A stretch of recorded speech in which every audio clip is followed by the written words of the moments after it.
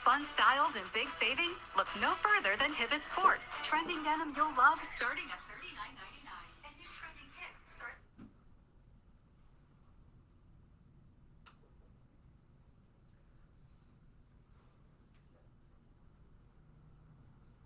starting at $29.97. Plus, in stores right now, get $20 off a $50 purchase from January 24th. And select clearance styles up to 40% off. And it has all the hottest brands like Nike, Adidas, Levi's, Jordan, and many more. Upgrade and save on your favorite styles at Hibbett Sports. Learn more at Hibbett.com or visit your local Hibbett Sports store.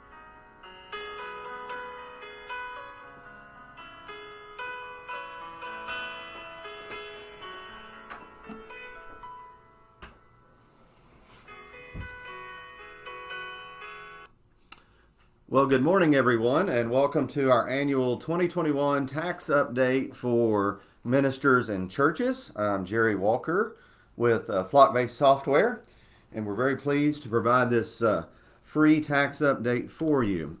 As I said, my name is Jerry Walker.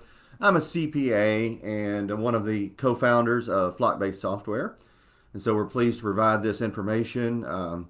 We're a software company, and actually Kevin and I both are partners in the CPA firm here as well, but we work with a lot of churches. So we think we have a lot of information to share, and over the years we've received lots of feedback that has been helpful, so we're very pleased to be able to provide this type of information again. I have 29 years of public accounting experience and quite a bit of church accounting and tax consulting, prepared hundreds of minister tax returns, and then we do about 1,200 individual tax returns per year.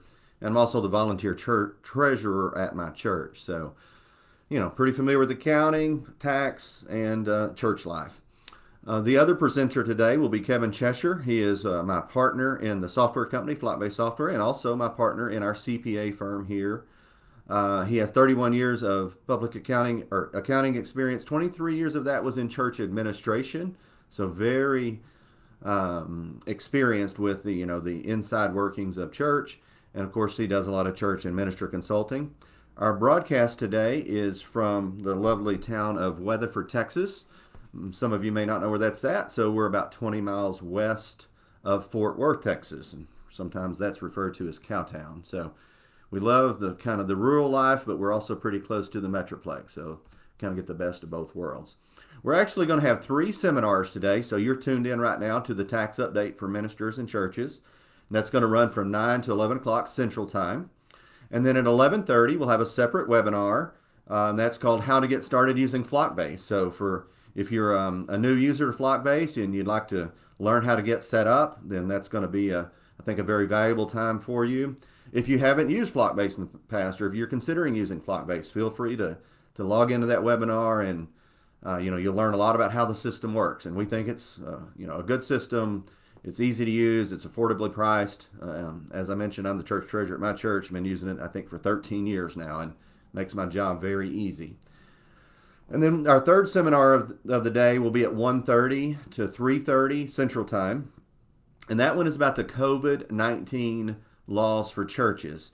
So I want to kind of differentiate for you the first and the last webinar. This first webinar is going to be kind of the basics that you would need to know any year that you are a minister, a church treasurer, someone on the finance committee at your church, a church administrator, So it's kind of the basics of church accounting and taxation. And again, we've put this on for several years now and get great feedback. But as you know, 2020 was an incredible year for a whole variety of reasons. One of those is we had a lot of COVID related loss. And so we had to create a whole separate seminar. If we put both of, we try to cover all the COVID laws in with all of the normal, tax and accounting for churches, it would have been a 4 hour seminar. And nobody wants to sit through, 4 hour seminars. So we've broken that up into two. And I will say that, these webinars are going to be posted to our website, to our YouTube channel. So, if you get to attend this first one, but you can't make the second one, you'll be able to find that second one on our website and our YouTube channel. So, all right, here's our schedule for the first webinar today. So from 9 to 10, session 1, I will be leading that. We'll talk about tax savings tips for ministers. We'll talk about maximizing the ministerial housing allowance, fine-tuning tax-free employee reimbursements, whether a minister should be paid a car allowance or a mileage reimbursement. We'll talk about tax-free educational benefits, how you can provide tax-free health benefits for your employees. We'll talk about different types of retirement plans for your church employees. And then finally, we'll kind of sum that whole session up with kind of a guide to how to structure your ministerial compensation packages in the most tax-advantaged way. And then we'll have a little question and answer, so feel free to post your questions to us there on Facebook Live, and we will try to respond to as many of those as possible. Some will probably respond right back to you in the comment section, or if we may just answer some of them verbally there at the end of session 1. Well, then we'll take a 5-minute break and let you stretch your legs a little bit, and that break should happen from about 10 o'clock to 10:05. And then Kevin Cheshire, my partner, will come back and he'll present session 2 from 10:05 until about 11 o'clock. His topics will include whether a minister and how a minister can opt out of Social Security. There's a brand new Form W-4 that came out in 2020 that's a lot different than any W-4 we've ever used in the past. Form 1099, there's a big change to that this year, so you'll definitely want to pay attention to that Form 1099 change. We'll talk about common payroll reporting errors that we see over and over again that churches make. We'll talk about the proper way to report cash and non-cash contributions, whether you need to obtain 501c3 status for your church, whether you need to do a Form 990 for your church. We'll define unrelated business taxable income, something you need to be aware of. We do see some churches that get caught off guard with that from time to time, and that can be a problem. So then we'll talk a little bit about fund accounting, whether you needed audited financial statements, just a brief little information about online giving, and then we'll wrap up that session 2 with question and answer. Now, we're packing a ton of information into these presentations, so you're going to have to forgive me if I talk fast, but I do know that you've got the slides here on the screen, and we posted the slides to our Facebook page as well. So you can, download those to your computer. You could print them out if you wanted to. You could put them on your second screen if you have a second screen and just pull them up and kind of flip back and forth between the slides, whatever works for you. But, kind of buckle up tight because I am going to have to talk fast because we do have just so much information to cover. A little bit of housekeeping here before we dig into the materials. If you're wondering, is this webinar even going to benefit me? So, who does this benefit? If you're a minister, I'm going to give you information that I promise maybe you already know it, and this will just be a refresher, but if you don't know it, you need to know it. It's about ministers' taxation. If you're a church treasurer, things you need to know is the church treasurer role, things you need to know to help the minister, properly set up their ministerial compensation package. Or if you're a financial secretary, if you're on the finance committee, really if you're involved in the leadership of the church in probably any way, you will learn something valuable today. Again, you can post your questions on Facebook Live. It might be best to try to save your questions until we get to the topic. We don't. Maybe we're going to answer your question anyway, just as we cover our normal material. So try to let us kind of get through the topic and then post your questions about that topic, please.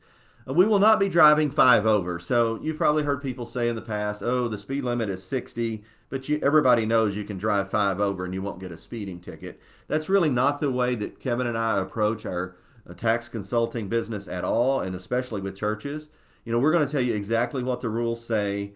We're not going to say, "Oh, but we think you can get away with this."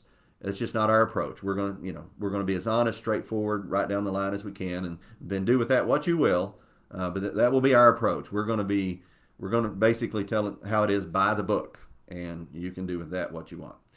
We are available for tax consulting and tax preparation later. Again, we do lots of ministers' tax returns. We do a lot of consulting for churches, primarily here in our local area, but we do have clients all around the country. And of course, these days with portals and websites and stuff, everything can be done remote. In fact, we'll probably do most of our tax work this year remote because of the pandemic situation. So, if you need us to prepare your tax return, we're able to help in consulting.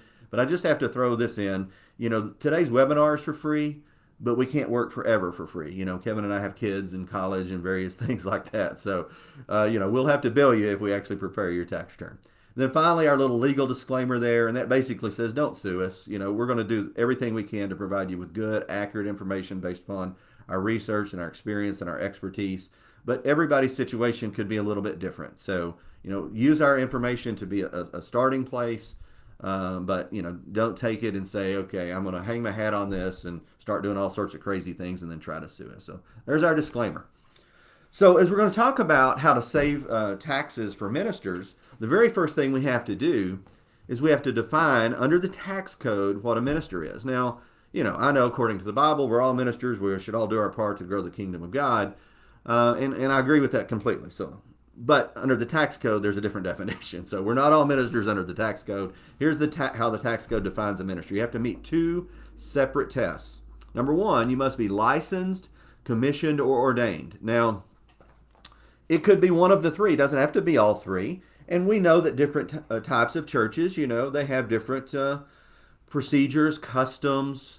And so in your church, maybe you're ordained, or in a different type of church, maybe you just get licensed, or maybe you get licensed, ordained, commissioned, whatever, one of the three. But you got to have at least one of the three to be considered a minister for tax purposes. And then you see the big word "and" there in all caps, okay? Big word "and" in all caps. And that means it's got to be both. So it's not just licensed, commissioned, or ordained. You also have to meet step number 2, and that is you must perform ministerial service, in-denominational service, as a missionary, an evangelist, or within a local church. So what are these ministerial services that it's talking about? Well, here's some examples. Number one is, how about administering the sacraments of the church? Performing baptisms, weddings, funerals, administering communion. Those are the sacraments of the church, and that's one of the requirements. It doesn't, on these 4 bullet points, it doesn't have to be all 4 at the same time, but you at least have to be capable and qualified and permitted to do these things. The second bullet point there is be considered a religious leader by your church and conduct religious worship and have management responsibilities within the church. So, number one, we got to be licensed, commissioned, or ordained. And then number 2, we have to have these powers, these authorities, these abilities. Again, maybe you're the youth minister and you're not conducting the Sunday morning worship service. You're not preaching because maybe the senior pastor is doing that. But in the senior pastor's absence or from time to time you are doing that, or you're probably leading the youth worship on Wednesday nights or something.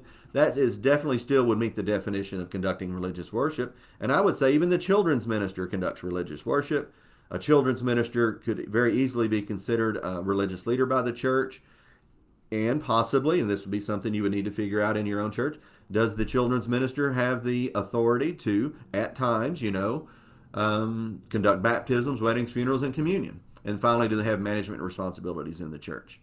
So, the senior pastor will almost always qualify as a minister, I guess, unless you have a senior pastor who is not licensed, commissioned, or ordained. I think that would be rare, but just kind of throwing that out there.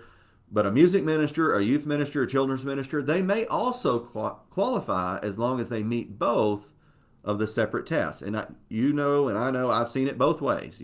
At my small church, I love my church, but it is quite small. We have a youth leader. Maybe we're all ministers, but maybe we shouldn't call her a youth minister because she's not licensed, commissioned, or ordained. But she is our youth leader. She does a fantastic job with the kids. But because she's not licensed, commissioned, or ordained, she is not defined or doesn't meet the definition of a minister under the tax code. All right, so why is it so important that we figure out who the ministers are for, employment tax purposes? Because they get some very special treatment. Some of it is good, some of it is bad. We have to weigh it out, but once you figure out whether you're a minister or not, here's the special tax treatment that will apply to you. Number one, ministers are employees of the church, but they pay Social Security and Medicare tax as if they're self-employed. Now that's a mouthful, that's a long sentence, and I would even say it's a crazy sentence. You could say that makes no sense at all, and I probably would agree with you, but it is simply the tax code. It is the law. I've studied it for 20-something years. I promise, as crazy as it sounds, that's as true as it can be. A minister is considered an employee of the church, but pays Social Security and Medicare tax as if they were self-employed. Sometimes I wish I could go back in time, probably 60, 70, 80 years ago when they built this into the tax code and ask them, why did you do it that way? But I guess Congress had a reason back then and they haven't changed it since. So I guess they have other bigger priorities right now than to be focused on changing minister taxation or definitions. So a minister will get a W-2 from the church because they are an employee of the church. But a minister must pay their own Social Security and Medicare as if they were self-employed contractors. So I hear this all the time. Yeah, our pastor, he's contract labor. He pays his own taxes. Well, he does pay his own taxes, but he's not contract labor. Under the tax code, he's defined as an employee who pays Social Security and Medicare as if they were self-employed. So I know I've kind of harped on that, but it's a big deal, and it's kind of the starting point. If we understand that, we can move forward. If we don't agree upon that, then everything else I'm going to say is going to not make any sense to you. Okay, so ministers, under the proper definition, do not have Social Security or Medicare withheld from their paychecks. They're going to have to pay that themselves as if they were self-employed. Ministers are not required to have income tax withheld from their paychecks. So, normally when you create a paycheck for an employee, you have to hold out income tax. You have to hold out Social Security and Medicare. But ministers, you don't do that. You cannot hold out Social Security and Medicare from a minister's check. Now, you could hold out income tax if they request it. Okay, so a minister can turn in a W-4 form and request income tax withholding, but the default is that you do not withhold income tax from a minister's check. Ministers are eligible for income tax-free housing allowance, and or they can live in the church-provided parsonage income tax-free. So that is a benefit. So the first 2 or 3 bullet points I talked about there were probably negatives and frustrate a lot of ministers. But this is, the other side of the coin, and that is ministers can get a tax-free housing allowance. That's a pretty cool deal. And then finally, ministers have limited opportunity to opt out of Social Security for their ministerial income. We have an entire slide on that, so I'm not going to cover that right now. We'll be coming back to that in a minute. So let's advance. So let's give you a little example here of a paycheck withholding. And as you can see, we got 3 columns. We've got a little description of what's going on. And then we've got what it looks like if you're a minister employee. And then we've got what it looks like if you're a non-minister employee. So we've got wages here of $1,000 that we're going to pay for the minister employee and the non-minister employee. And then we get to federal income tax withholding. As we said, the minister employee does not have any federal income tax withheld from their check, whereas the non-minister does. Social Security, same thing. We don't withhold it from minister. Medicare, we don't withhold it from the minister. The non-minister, yep, we withhold Social Security and Medicare. So the minister's net check is still the $1,000 we started with. The non-minister's net check is $803.50. So let's look below the line. So the check has been cut. The minister got a $1,000 check. The non-minister got an $803.50 check. But the minister still owes some taxes, right? Yes.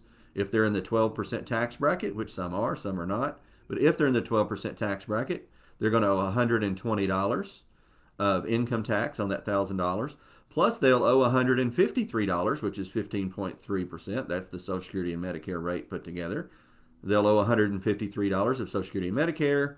So they're paying a total of $273 worth of tax. Wow, that's a lot of tax on $1,000, but that's the way it is. Okay, on the non-minister side, their taxes were handled through their withholding. So, they're not having to come out of pocket later with any income taxes or come out of pocket later with any self-employment or Social Security tax. So the non-minister, in the non-minister column here, though, we do have that, the church is having to match their Social Security and Medicare. So when you have a normal employee, half of the Social Security and Medicare is withheld from the employee's check, and the other half is paid by the church as a matching. So when we talk about total tax paid by the employee, we've just got what was withheld, $196.50. For the minister, they paid $273 in total tax. On this screen alone, you would say it's terrible to be classified as a minister. I'm going to pay more tax. And I completely agree with you. This slide alone, that's absolutely the case. Now, there's more to the story, so we got to keep going. The more to the story part is this, and that's the housing allowance. So, and again, we got many slides on housing allowance. We're going to dig deep into housing allowance. But on an overview here, just to kind of show you how this works, the minister is eligible to receive a housing allowance. So in our scenario here, the minister is receiving $1,000 of housing allowance. There obviously are no taxes withheld because we don't withhold taxes from a minister's paycheck or housing allowance. And notice in red here, it says income tax still due, 0, because a minister, subject to the requirements we're going to discuss here in just a couple of minutes, a minister does not have to pay income tax on their housing allowance. That's a pretty big deal, right? I mean, I'm a normal employee of my CPA firm, and so I get a paycheck. I pay taxes on my paycheck. I put my paycheck into my personal checking account, and then I make my mortgage payment. So as you can see, for me, I am paying my mortgage with money that I've already paid taxes on.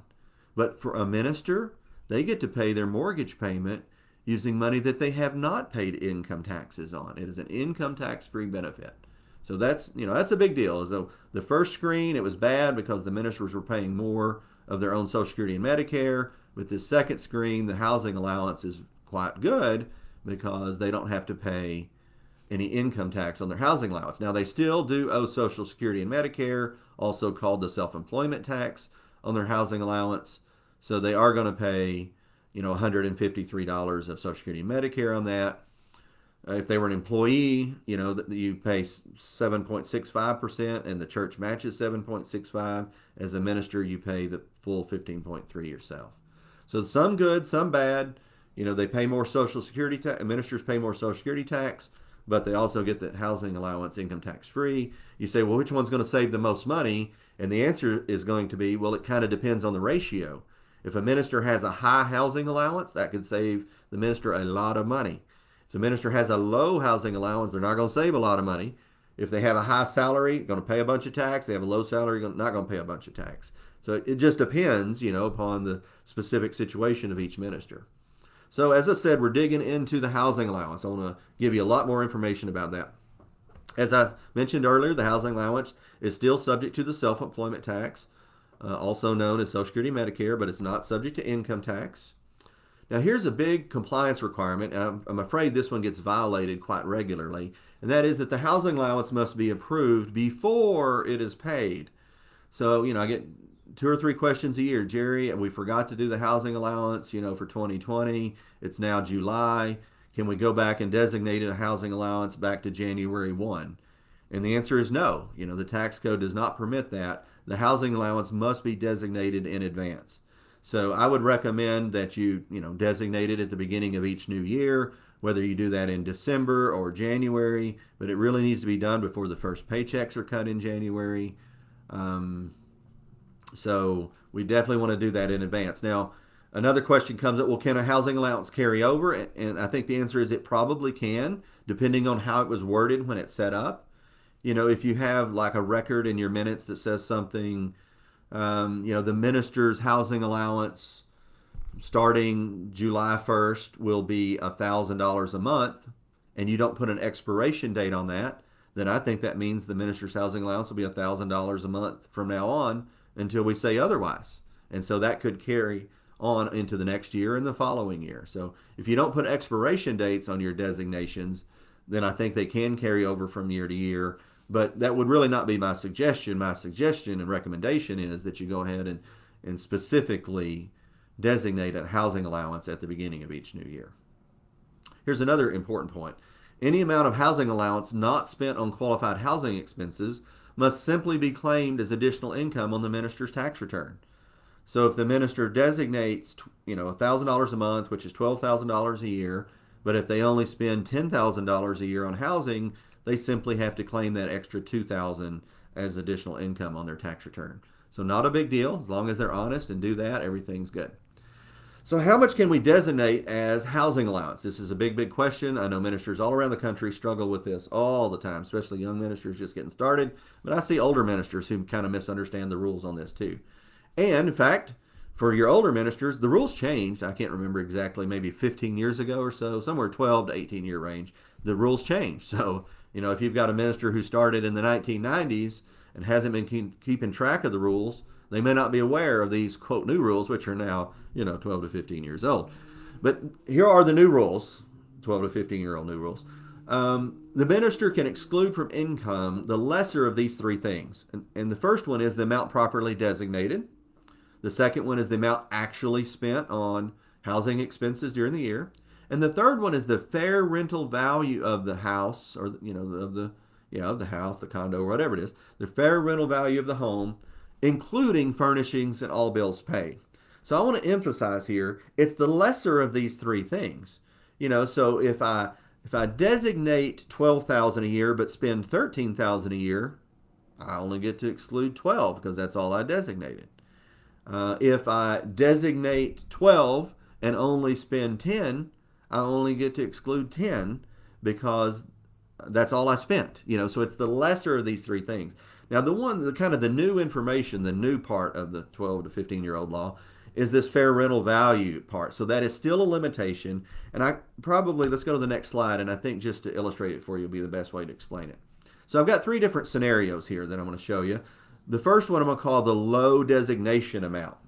So this minister designated $24,000 annually of housing allowance. But in this particular year that we're examining, the minister spent $25,000, and the fair rental value of the minister's house, including furnishings and all bills paid, was $30,000. So how much can this minister exclude from their income for the year? And the answer is $24,000.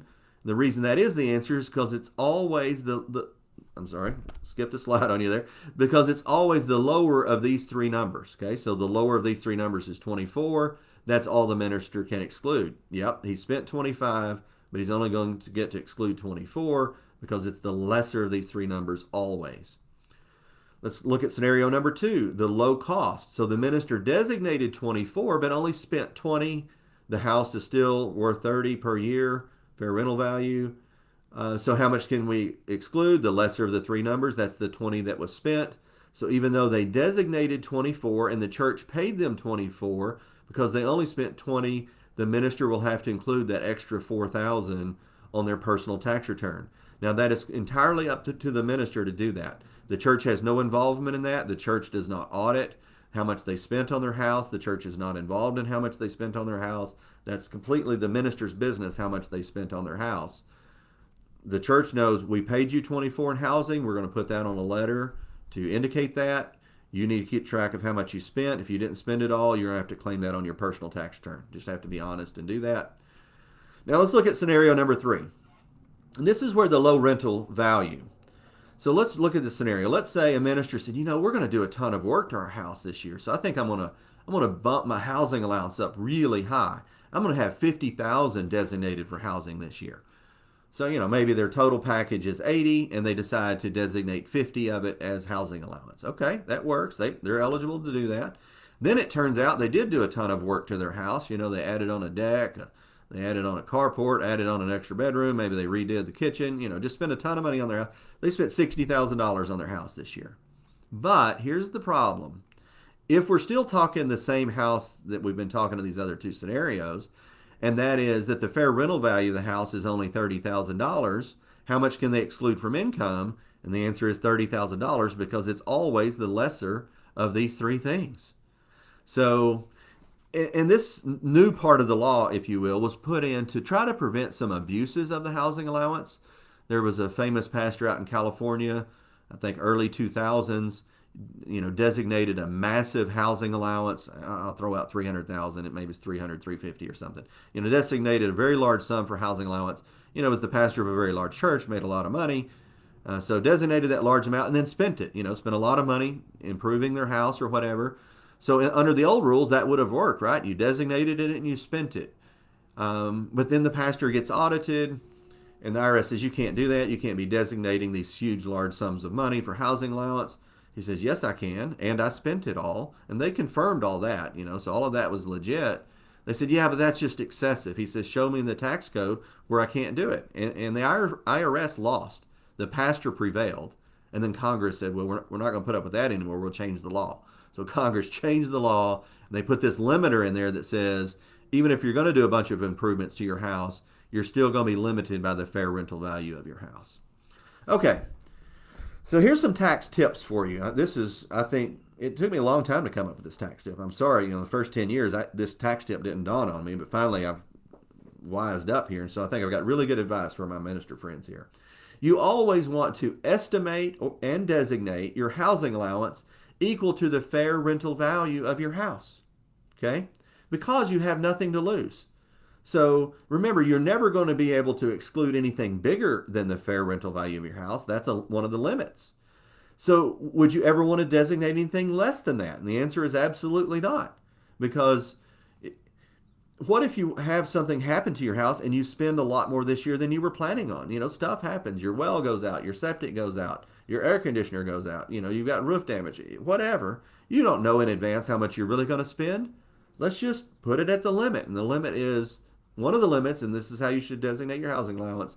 You should always designate your housing allowance to equal the fair rental value because you have nothing to lose. Designating anything in excess of the fair rental value is futile. So if you look at illustration number 3 over here, we designated 50, but because the fair rental value was 30, could we have ever excluded anything greater than 30, even if we spent more than that? And the answer is no. So designating more than the fair rental value is futile. Designating less is unwise. You have nothing to lose to designate it equal to your fair rental value. So you should always designate it as your fair rental value figure. You should always keep track of how much you spend. If you spent less, you just claim the excess. No big deal. But I don't want you to see you under-designate, because we see that sometimes. Somebody designated 24, spent 25. They could have excluded 25 if they had only designated 25. So they cost themselves some tax by under-designating. So there's your good tax tip of the day. Here's another one. So, sometimes you come up with a little extra money, and my clients will ask me the question, Jerry, I've got some car debt, I've got some student loan debt, and I've got my mortgage debt. Which one should I pay off first? Well, I normally ask about interest rates. What's the interest rate on all your debts? Pay off your highest interest rates first. But what if they say they're all the same? I know that's unlikely, but I guess it is theoretically possible. They say, all my interest rates are the same. Here's what I would say. A minister should pay off their mortgage last, because your mortgage payment is a housing expense, and as long as you have a mortgage, you can get that money tax-free. If you paid off your mortgage first and still was making payments on your cars and your student loans, you wouldn't get any tax-free sheltering of the car payments, let's say, and so it would definitely be advantageous to pay off your mortgage last if you're a minister, assuming interest rates are all the same. Most of the time your mortgage has the lowest interest rate anyway, so that would be doubly good advice. All right, so what qualifies under the eligible housing expenses? Any cost of maintaining a home for the minister, of course, mortgage payment, rent, utilities, insurance, just all the normal stuff there. Let's talk about furnishings and appliances. Yeah, you can buy a new kitchen table, a new bedroom suite, or whatever. That can be included under the housing. Remember, subject to our limits, subject to the amount designated and the fair rental value of the house. But yeah, you can definitely throw in some furnishings. And, if you're going to buy $100,000 of furnishings this year, I bet you're going to blow past their fair rental value of the house. If you're going to buy $5,000 of furnishings this year, you very likely are going to fit underneath the cap on the fair rental value of the house. Landscaping, lawn, security service, some decorations, blinds, your base charge of your telephone service. That would not be cell phone. Cell phone is not a housing expense. So this slide is maybe a little outdated because this is back when we had landlines. I'm not sure if anybody has a landline anymore. But in case you do, your base home phone landline can be included as a housing expense. And then HOA dues. So, pretty much if it's a legitimate housing expense, it can be called, be classified under the eligible housing expenses. So I've mentioned this fair rental value limitation several times. So there's some important things here about that. Number one, folks will ask me, how in the world do I figure out the fair rental value? And I'll tell you, Zillow.com, I don't work for Zillow, I don't have any stock investment in Zillow, but it's a pretty cool website. You can find out a lot of information about your house and your neighbor's house there too. So you can pull up Zillow.com and they'll give you some rental value figures in your neighborhood. Another bullet point too here is, if you have any houses in your neighborhood that are being rented out, you can look at those and try to do comparisons to come up with a fair rental value. If you have a real estate professional that's a friend, you can ask them their opinion of what your house would rent out for to establish fair rental value. Now, this fourth bullet point is also very important. So if you ask your real estate friend, he would say, "Yeah, okay, your house, that neighborhood, that size, that many bedrooms, that's probably about a $1,500 per month house." Okay, but when the real estate professional is quoting it that way, or when Zillow is giving you an estimate that way, that does not include all bills paid and furnishings. But under the housing allowance, you get to include all bill paid and furnishings. So you have to gross up that number a little bit. So if the real estate professional says, "Yeah, your house is worth $1,500 a month on the open market as a rental," you're going to get to tack on some figure for the fair rental value of the furnishings, and then whatever the all bills paid part is, the utilities, the trash service, the water service, that sort of thing. So, if it's a fair rental value of $1,500 on the open market, unfurnished and without the bills, it's probably $2,000, $2,200, including the furnishings and the bills. Okay. And my final bullet point here is to document it. So if you go to Zillow to obtain your fair market value, just do a printout from Zillow, save it to a PDF or something, save it in a file, save it in your tax file, so that you'll have proof of how you came up with your fair rental value. Just in case you get audited. You don't really have to show it to the church or anything like that. But if you get audited, you may have to convince the auditor that you had a reasonable method for coming up with your fair rental value. All right, a little slide here on church-provided parsonage. As we know, some churches still provide parsonages to their pastors, and that is the value of that parsonage is not subject to income tax, but it is still subject to the Social Security and Medicare tax, which is also known as the self-employment tax. If you are a minister and you do live in the parsonage, you are still eligible for a housing allowance if the minister is paying any bills out of their pocket. So, if you let the pastor live in the parsonage, but the pastor still has to pay their own utilities, cleaning supplies, furnishings, etc., then the pastor can still declare a housing allowance to cover those particular items. All right, so we're going to shift gears now. We've talked a lot about housing allowance, and it's a big deal, it's a confusing deal, and it only applies to ministers. Now we're going to talk about saving money for all of your employees. So on this slide and moving forward, this is not just about ministers. This is about every employee you have at your church. So here's the way that we can give them some tax-free reimbursements. And so because this applies to all ministers, it would even apply to a for-profit business like mine. I have employees here in our CPA firm, and sometimes we send them out of town on business travel to go see a client, do some work. And so we're obviously going to reimburse that employee for their mileage to get out to see that client. If it's an away from home overnight trip, we're going to either pay for their hotel or reimburse them for their hotel. If they take the client out for a lunch, to discuss business, we're either going to pay for that meal or we're going to reimburse the employee for that meal. So just like in my business, we reimburse our employees for their business expenses, the church should do the same thing for travel, office supplies, research materials. Maybe the pastor wants to buy a study book for a particular series that he's going to teach. The church should pay for that, either pay it directly or reimburse the minister for those research materials, meals. I think it's entirely appropriate that from time to time, your ministers or other employees will take people out to lunch to discuss spiritual things or discuss church business or that sort of thing. And so if there's a business purpose for the meal, then that's reimbursable. Now, the pastor taking their spouse out for a meal just because they want to go out on date night or something, that is not a business meal. You have to have a business purpose. Business use of cell phone, so if your ministers use their cell phone for church business, and they probably do, then you can reimburse a reasonable percentage of their cell phone. I wouldn't reimburse 100%. That's probably not reasonable, but 50, 60, 70% probably is reasonable, depending on your specific situation. And possibly even reimburse a percentage of the business use of the home internet. Now that could kind of vary. If you have an office at the church and the pastor can use the office at the church and use the church's internet, maybe we don't do the home internet, but I know there's some small churches out there that don't have good internet at the church, or the pastor doesn't have a good office at the church, and so their pastor's doing all of their research and sermon preparation at the house. So you can do a little bit of the home internet being reimbursed there as well, as long as it's reasonable and you've got a reasonable basis for doing that. Now this is super important. Oh my goodness, this may be the most the area that we see the most non-compliance in. and that is to be reimbursing these items tax-free, they must be paid under an accountable plan. An accountable plan is where the employee submits documentation, receipts or logs within 60 days and then is reimbursed.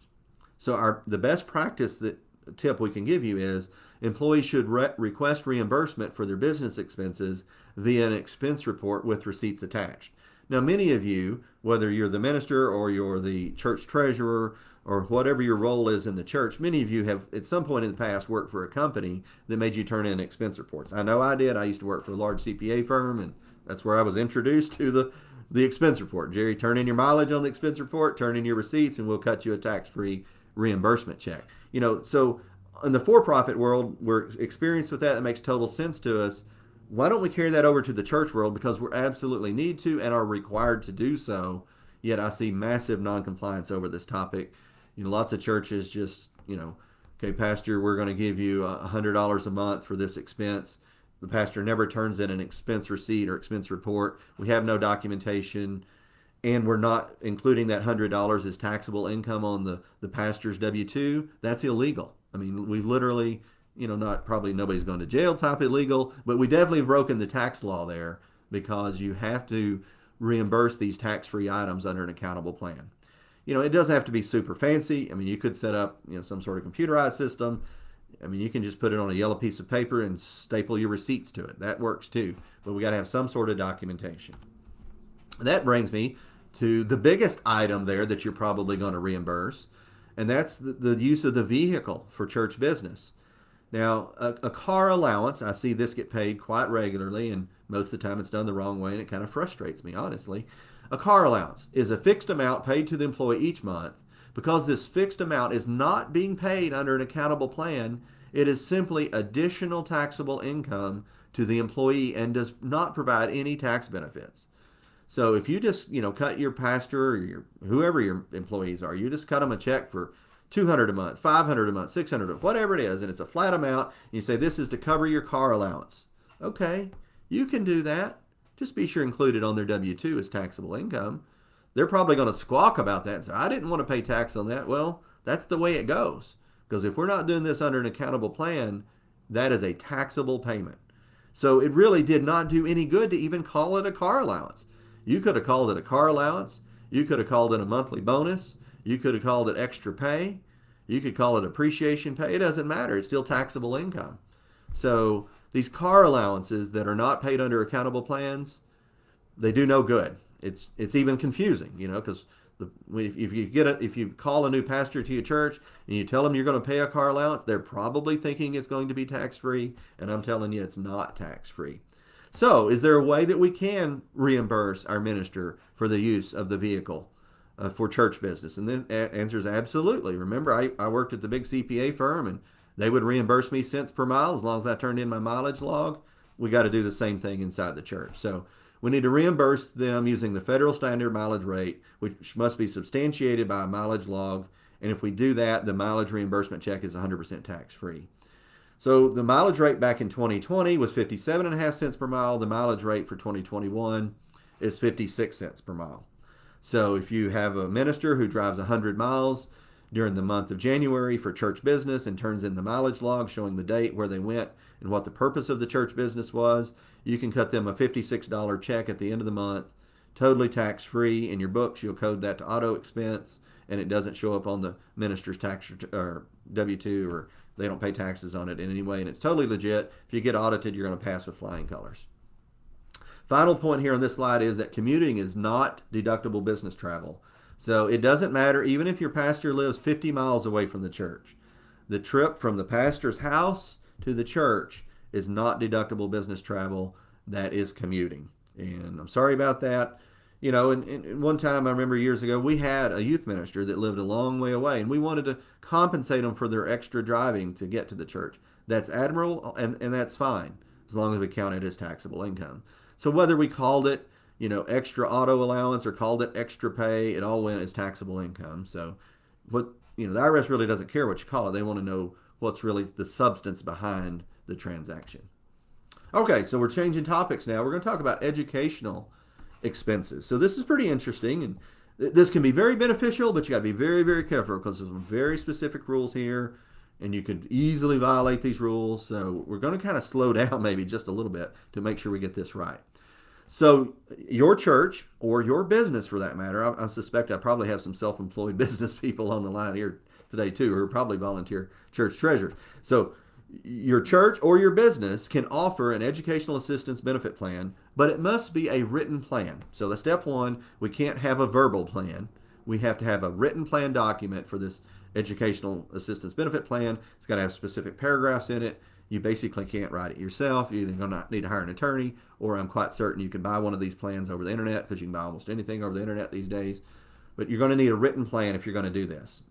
Point number two, you can reimburse tax-free up to $5,250 of qualified educational expenses. And those qualified educational expenses include tuition, books, and fees. Those are standard. This part of the law has been around a long time. Now, in parentheses, I've got a little new part of the law for you, and student loan payments through 2026. So, brand new law between 2021 and 2026. You can also reimburse student loan payments. And that's pretty interesting. We probably know people with student loans. Maybe some of our young ministers have student loans. And am I saying that you can have a plan where the church can pay their student loan payments up to $5,250 per year and it be totally tax-free? I am saying that, but let's look at bullet point number 3. We cannot discriminate between full-time employees. If it's offered to one full-time employee, it must be offered to all full-time employees. Okay, well, that might be a problem depending on the specific circumstances of your church. You know, probably you were thinking of that young youth minister who still has some student loan debt, and you're like, man, we could pay them $5,250 tax-free, right? But if we offer it to him or her, we got to offer it to every full-time employee.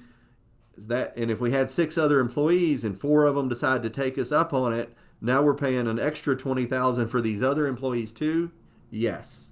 So, again, be careful before you implement this and make sure you're really comfortable that if every full-time employee decides to take you up on this, you're prepared for the financial impact of that. Now, I know there's some tiny churches out there like mine. Mine's pretty small. Love my church, awesome pastor, but we're pretty small.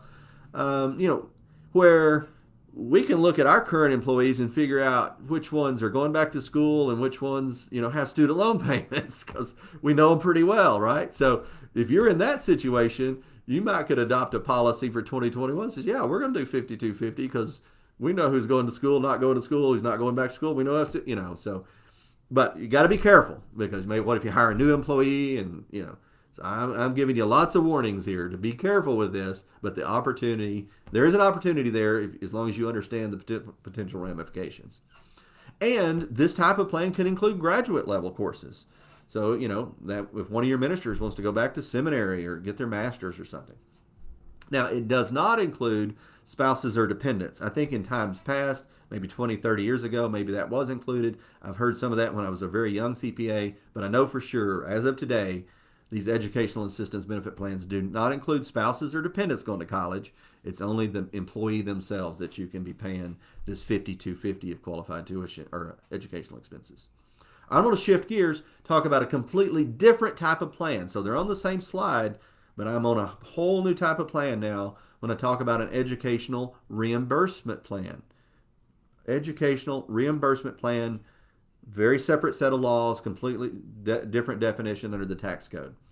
So under these reimbursement plans, you can reimburse educational expenses tax-free so we got a couple of things we have to deal with here.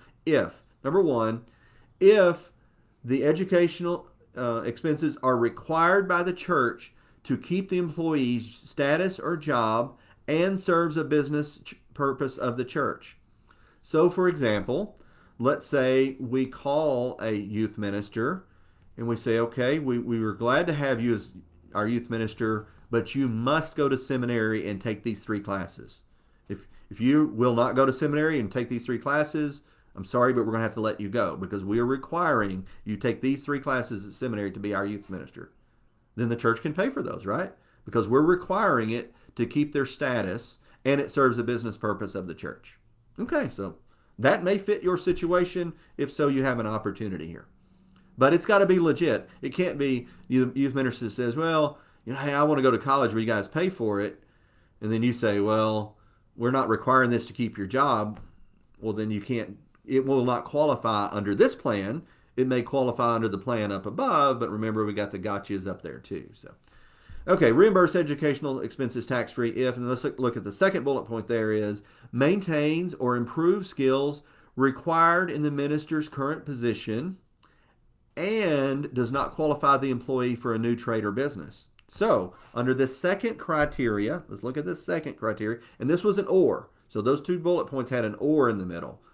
So if this education maintains or improves their skills required in the current position and it does not qualify them for a new trade or business, we can still reimburse it. So, yeah, you have a minister who says, I want to go get some additional classes so that I'll become a better preacher, a better minister, a better youth minister, whatever. You could be the music minister. I want to go take these classes at college and they're going to improve my skills. We can reimburse those tax-free, absolutely. But one little criteria there at the bottom you got to watch out for, and is that it cannot qualify the minister for a new trade or business. So here's what that means. If the minister wants to go back to college to get their counseling degree so they can become a licensed counselor, well, being a licensed counselor under the tax code would be a new trade or business. And so we can't reimburse them for that because they're getting a degree that's qualifying them for a new trade or business. Or let's say our minister wants to go to the fire academy and become a fireman. We can't reimburse them for that because that is qualifying them for a new trade or business, and also it probably didn't improve or maintain their skills in their current position. So there's some opportunity here. You just got to be very careful, dot your I's, cross your T's, and make sure you meet the qualifications. Now, under these educational reimbursement plans, they can be discriminatory. So you can do it for one employee and not the other. Remember, under the plan at the top, the Educational Assistance Benefit Plan, you absolutely cannot be discriminatory. You'll get in big trouble.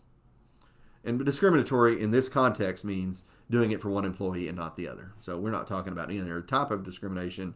It's simply, if you do it for employee A and don't do it for employee B, that's discriminatory. Top plan cannot be discriminatory. Bottom plan can be discriminatory. Let's talk about health benefits. So probably the easiest way to offer health benefits for your church employees is to get a group health plan. And that can be tax-free under a couple of different scenarios. Number one, if the church pays for the health insurance under the group health insurance, then it's totally tax-free. Or you can have a cafeteria plan where the employees have their premiums withheld from their check. But if you do the cafeteria plan, you're supposed to have a cafeteria plan document. If you do a premium-only cafeteria plan, those are relatively simple, and there's not a lot of additional requirements, but you are supposed to have a cafeteria plan document. We bought ours over the internet, so there are places that sell, premium-only cafeteria plan documents on the internet. So if you want your employees to pay their health insurance on the group plan through payroll deduction, you need to get one of those cafeteria plan documents. There's an organization here, guidestone.org. I've got their web address linked there. It's a great organization. They've been around a long time, and they know a lot about health insurance. So if you want to investigate health insurance, they offer health insurance. You can go to their website and learn a ton, and you can also get health insurance through them. I think they can even point you in the right direction of getting your plan document. So now let's talk about individual health insurance plans, because this is a tricky area.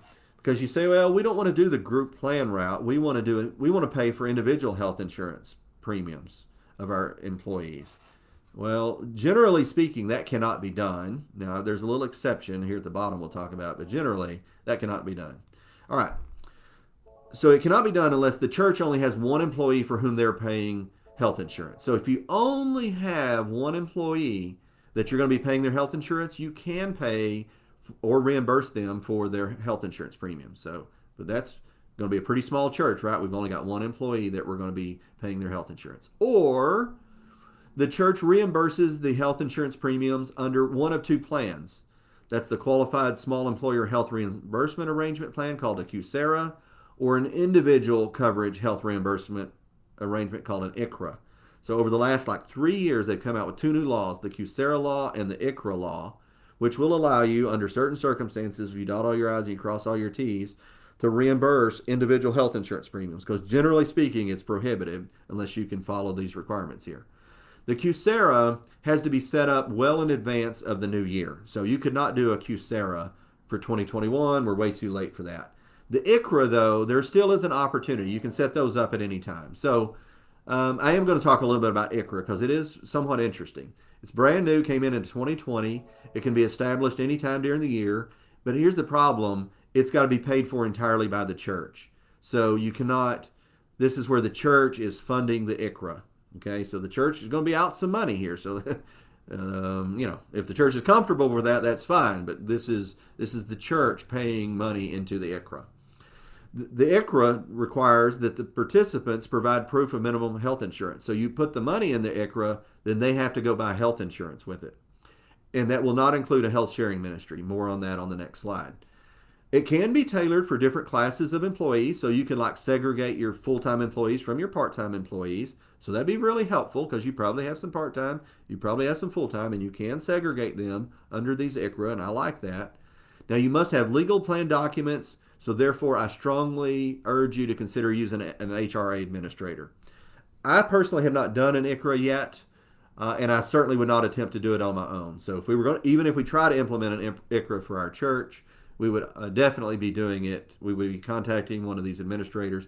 And so if you just go to the internet and you do a Google search on ICRA, they'll come up. You've got ICRA administrator. There's probably 15 companies out there vying for your business. I want to talk about alternative health plans for a minute. Health sharing ministries have increased in popularity. They're kind of cool. MediShare is the one that comes to mind. I know there's Samaritans and other, different types of health sharing ministries out there. Many of my friends are using them, and I've heard actually very good things about them. But they do not meet the definition of health insurance under the tax code. So now that confuses so many people because they say, well, I thought that would get you out of the penalty for not having health insurance. Well, first of all, that penalty has now been repealed. That penalty was repealed in 2019. That was called an individual mandate. We don't have that anymore. Totally repealed. So, you don't have to have health insurance. Under current law, I guess it could change and go back. But under current law, you do not have to have health insurance. You will not pay a penalty.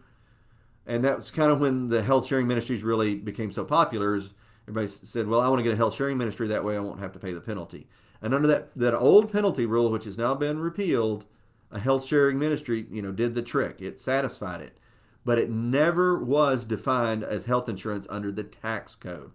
And because health sharing ministries do not meet the definition of health insurance under the tax code, they are not eligible for any preferential tax treatment, and health sharing ministry payments should not be made by the church. So I've seen this before. The pastor says, we're going to join a health sharing ministry instead of having regular insurance. I want the church. The church was willing to pay for my health insurance. I'd like for them to pay for my health sharing ministry. That makes common sense. It's just not permitted under the law. Okay? So I kind of like the health sharing ministries, but we cannot use them for tax preferred items through employment. Which basically means if you're going to do a health sharing ministry, you're going to have to do that at your personal level. You can't do that, through the employment level. Let's talk about offering employee retirement plans. So I think we should offer employee retirement plans to our employees through the church. Everybody needs to save for retirement. And so the first plan I want to talk about is called the Simple IRA plan. I think it's a very good option for churches. You've got your deferral limits there. The employee could elect to have up to $13,500 of their salary go into the Simple IRA, and that would be a tax deferred item. It's kind of like a mini 401k, if you will. Now you can't call it a 401k because it's a Simple IRA.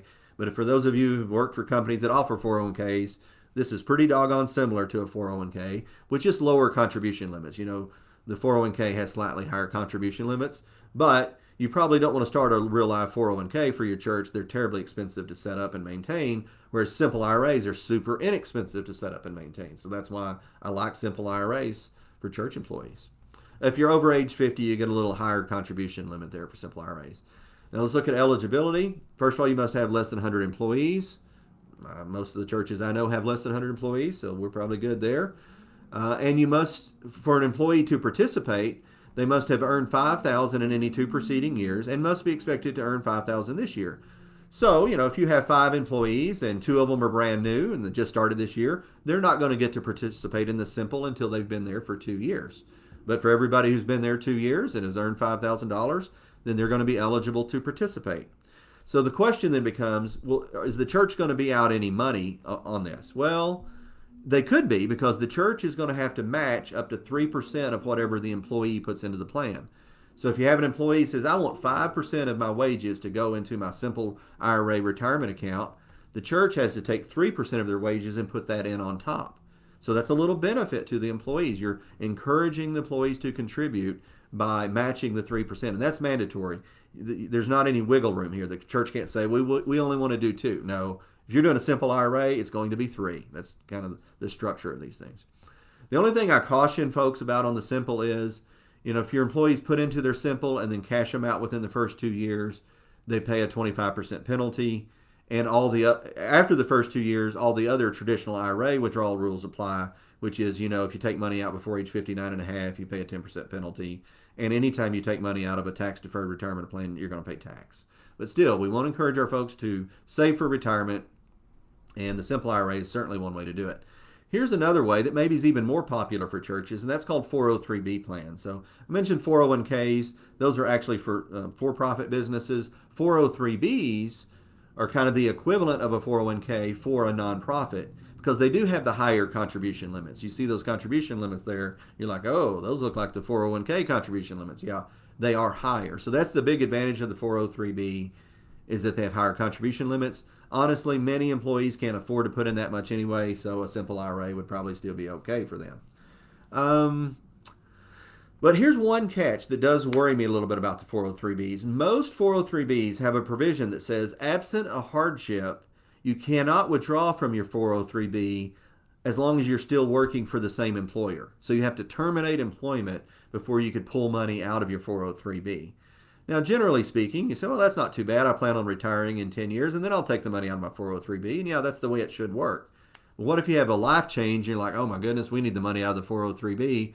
You call the 403b company and say, I need to take a withdrawal. And they say, well, what's your hardship? And you tell them your hardship, but it doesn't meet their definition of hardship. Then you can't get your money out. And they say, until you leave the church. And like, doggone it, I got to quit the church to get my money out of the 403b. So not all 403bs have to include that language, but most of them do. So before you sign up for a 403b, double check on that provision about, can our employees get their money out before they leave employment and absent a hardship.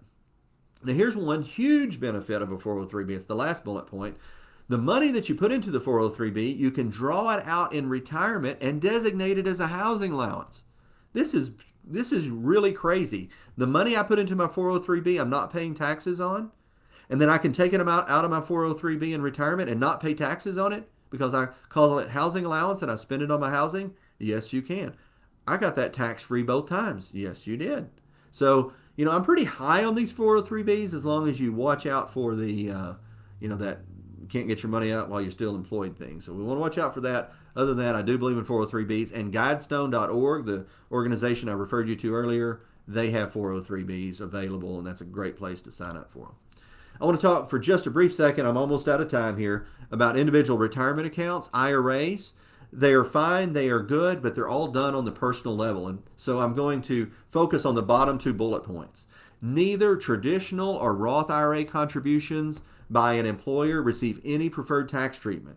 In other words, if an employer makes traditional or Roth IRA contributions on behalf of an employee, the payment must be reported as taxable income on the employee's W-2, as if the money had been paid directly to the employee.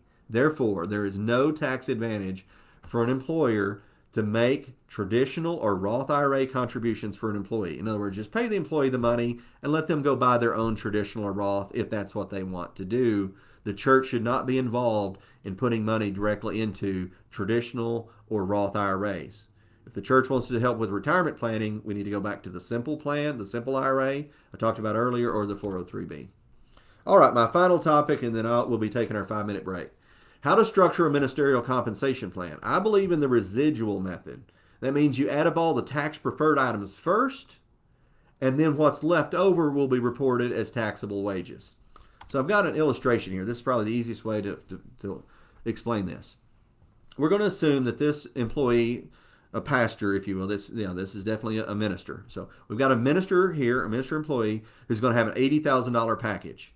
And the first thing we did is we said, okay, you've got $5,000 that we're going to reimburse you.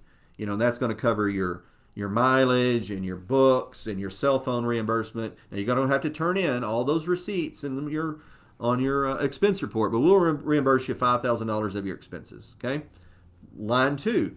And by the way, we're going to pay $10,000 of your group health insurance premium totally tax free. And we're going to put $12,000 into your 403b retirement plan totally tax free. So those first three items are totally tax free. That's a great deal, great tax planning for the minister employee.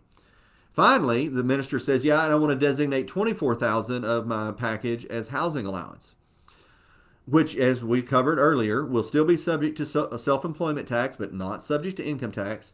So this entire $51,000, to some degree has tax preferred status.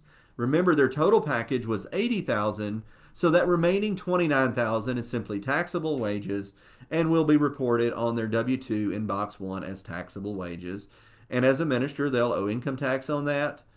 And if they have not opted out of Social Security, which will be talked about in the next session, they will also owe Social Security and Medicare tax on that. All right, so we're time for Q&A here.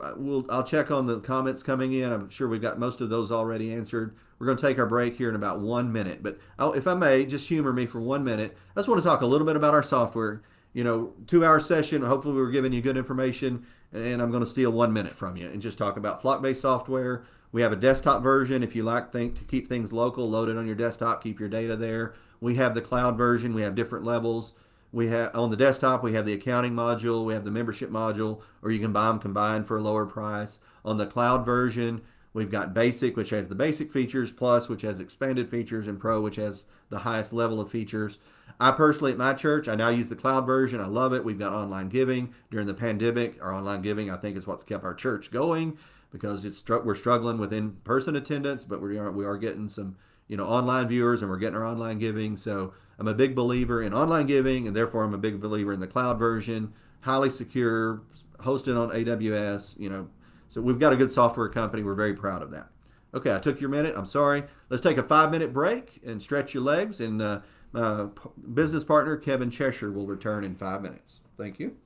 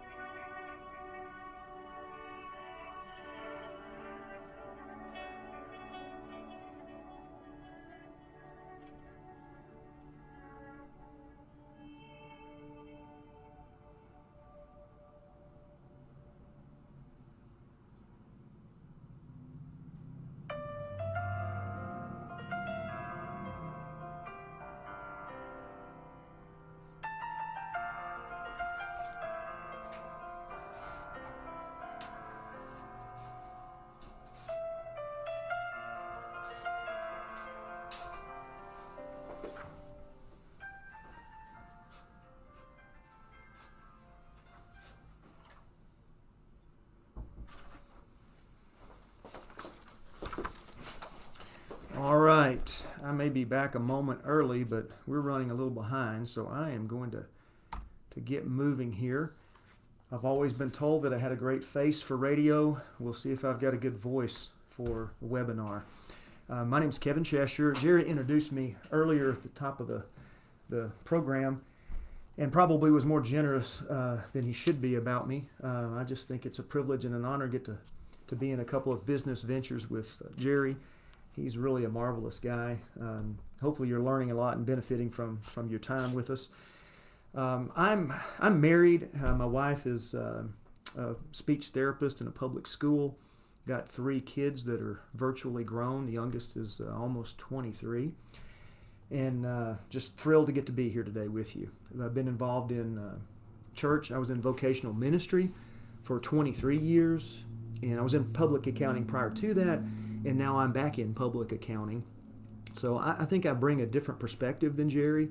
He has done a lot more tax work and tax prep for pastors than I have, but I've actually been on the inside, so I see things a little differently. But anyway, let's get moving here. Let's talk a little bit about opting out of Social Security. And this is a topic that years ago was very popular, and I think it was very common for ministers to opt out of Social Security. And, the little part of the ministry world that I see, it's not very common anymore. This is not really a hot topic, but it is something that's very important. It's a big decision to make. And I think oftentimes we see pastors that are coached to opt out, and they don't really understand what they're doing. And I believe that's true because I am a study of one. I did that. I opted out of Social Security when I first went into ministry. I was coached to do that, and honestly, I should have paid more attention because looking back, I shouldn't have. I didn't qualify. I don't meet the criteria. And I grew up in a Baptist world. I realize we've got people from all denominations, and that's fabulous. We welcome that. And each denomination has slightly different doctrine, different beliefs about what scriptures say. So I can't speak for everybody. But I can say that in a Baptist world, I don't believe I've ever heard any speaking against public insurance or retirement benefits as if that were wrong from a scriptural perspective. That said, let's talk a little bit about it. Now, know that it only applies, notice this first bullet point, it only applies to ministers, and we should capitalize and only to ministerial income.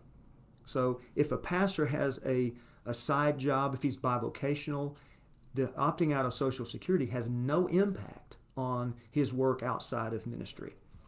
So that's an important thing to note. You opt out by filing IRS Form 4361, and you have until the due date of the tax return for the second year where you earned more than $400 of ministry income. So basically, if you started earning income as a minister in 2018 and more than 400, and then you earned more than 400 in 2019, you would have until April 15th of 2020. With the extension, it was then July 15th of 2020, which is a very unusual circumstance, to file that Form 4361. Now, the text here is an excerpt from that form.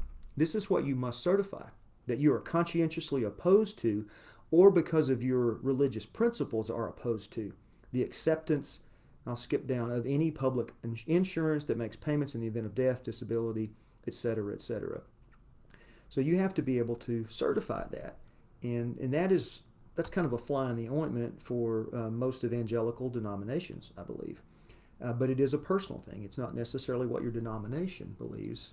It's you and your local church. So one of the things that's not on the slide, let me be sure I mention that. If you do choose to opt out, one of the requirements is that you inform the denomination or the body that licensed or ordained you. You must inform them, and you sign the certification that you sign on the 4361 includes that information. So what are some potential advantages? The big one here, and really the only one we have listed, is that you will not be paying into Social Security or Medicare, so you're paying less in tax. So that sounds really good, paying less in tax. Disadvantages. Well, we're not paying those taxes. So what's the consequence of not paying Social Security or Medicare? Unless you've earned 40 quarters of credits from other employment, you won't be eligible for Social Security benefits. Neither retirement nor disability will come your way. So, disadvantage, you must be disciplined enough to save for your own retirement and purchase disability insurance coverage. And that's tough to do. I have never really seen ministry be a lucrative thing, and I have found most ministers struggle just to get by, and they aren't disciplined enough, and or they don't have enough income to save adequately for retirement or disability. So those are some disadvantages and advantages of opting out of Social Security. Not a decision that you should enter into lightly. It is irrevocable. Once you opt out, you are out. And again, it only applies to ministry income. So let's move on, talk about the new Form W-4 that came out in 2020. When the tax code fundamentally changed late in 2017, when President Trump signed that tax bill, it virtually eliminated the personal exemption. Left a standard deduction, but it basically doubled that. And I think, I don't remember for sure, I should have looked before we did the seminar today. I believe the standard deduction, the personal exemptions technically still exist. They just went to zero. So for all practical purposes, they're gone. And the old W-4 was calculated based on personal exemptions and filing status.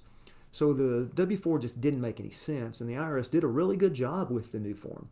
I think the new form does an excellent job of projecting a tax liability. And if you get good information on the front end and enter it into their estimator, you will get a very close estimate. However, using their estimator takes some time, and it takes a lot of information. So let's just quickly look at the bullet points here. Ministers, and we're talking about just ministers at this moment, can pay their taxes. You can make quarterly estimated payments using a Form 1040 ES, or you can enter on line 4C on the Form W-4, the new form, an additional amount to have withheld. Now remember, that's an additional amount because if you're a minister, payroll software should not calculate any withholding for you once you're listed as a minister. So you have to customize it. Now, non-minister employees, we believe you should fill out a new W-4 because it's more closely aligned with the new tax code and it will generate a better answer.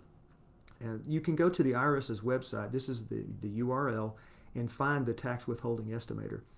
Now, when you do that, you'll need a lot of information, and you'll have most of that if you have last year's tax return and a good idea of what will change from that last tax return to the next tax return.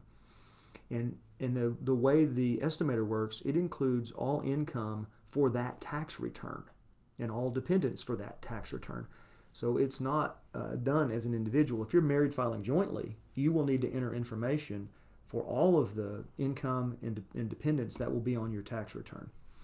Now, we have a webinar dedicated to this. It doesn't go into great detail, but here's the URL. If you want to go take a look at that, it might be helpful to you as well. One of the big changes that is coming, it's really coming around right now, it's really starting to impact people, is the new 1099 NEC, which that stands for non-employee compensation. And basically what the IRS has done is create a new form that reports one number, and if withholding, two. But it reports non-employee compensation, which previously was reported in box 7 on a 1099 miscellaneous form. So this is a new form. Now you know in general that you must provide a 1099 to any independent contractor that you paid more than $600 in a year, rents, services, and other income. So that includes landlords, revival ministers, supply preachers, guest speakers, musicians, repair people, construction workers, basically any individual that you pay more than $600, you have a legal responsibility to provide them a 1099. Now, we do not provide 1099s for employees. They get W-2s. Corporations, we don't send 1099s to corporations, but you should still get a W-9 from corporations that you write a check to, just to protect yourself. If you have that W-9 and they signed it and they've got accurate information on there, then you're following their instructions, then you're bulletproof when you don't send in a 1099 for them. And also suppliers that only provide products. Obvious, Walmart, Office Max. When you go to a store and buy products, you don't have to send them a 1099. Due date, both the 1099 NEC and the miscellaneous are due by the end of the month. And so they're coming up pretty quickly. And note that your 1099 miscellaneous for most churches, the only thing you're going to report on that is going to be rents. It's possible you could have something else, but likely that you're going to report, use the 1099 miscellaneous box 1 to report rents that you paid to a landlord. Worker classification. This is the big question of, is this person an employee or an independent contractor? This has been a hot audit topic for the IRS. It has some significant consequences if you do treat someone as an independent contractor and it's later determined that they were an employee. It can have some pretty severe consequences for the church. So you should really pay attention on the front end of a relationship with someone who could be an independent contractor or an employee, and be sure you make the right choice on the front end. Now, the IRS uses the facts and circumstances of the situation to determine the classification. So here are some factors to consider. Big one, level of control. Who's in charge? So if you have a lot of control, leans to being an employee. If you have little control, leans to being a contractor. Number 2, who provides the training instructions? So if you're providing training and instruction, that leans to an employee. If you're not providing any training, instruction, supervision, more likely a contractor. Who provides the financial investment? If they show up and they bring their own tools and equipment, and they bring their own tools and equipment, and they bring their own materials and supplies, then they're probably a contractor. If you provide the tools and equipment and materials, probably an employee, or it leans that way. I mean, it's not just one of these factors, it's all combined. Who bears the risk of profit or loss? Typically employees don't bear any risk of profit or loss. They're going to get paid an hourly rate or a weekly salary. They're not bearing a risk of loss, nor do they benefit from a profit. Does the worker offer their services to the public? Think of a musician. If you have a musician who is a professional musician and they come to your service and you've invited them to play or sing or whatever, maybe both, they are likely a contractor. Whereas if you have someone in your congregation who is not a professional musician and you have them playing in the band on Sunday, they are more likely to be an employee. Now, not always, more likely. In this decision, a written contract is helpful, but it's not definitive. You can't write the contract and say the person is a subcontractor and make that so. It's still determined based on the facts and circumstances. So hopefully that helps a little bit with worker classification. Let's go on to some common payroll reporting errors. Now, the biggest one that we see both in our practice and also with our software is churches that treat their minister as a contractor and give him a 1099 instead of giving him a W-2. Now, Jerry mentioned this in passing in the earlier session. A minister is treated as if he were a contractor in the sense that you don't withhold and remit nor match Social Security or Medicare. But that's the only place and the only way that a minister is not treated like an employee. So a minister is an employee. A minister should get a W-2. A minister's W-2 should have his salary reported in box 1. Box 2, any withholding that the church did, again, that's totally optional. If the minister and the church agree to have withholding done, then withholding can be done and reported in box 2.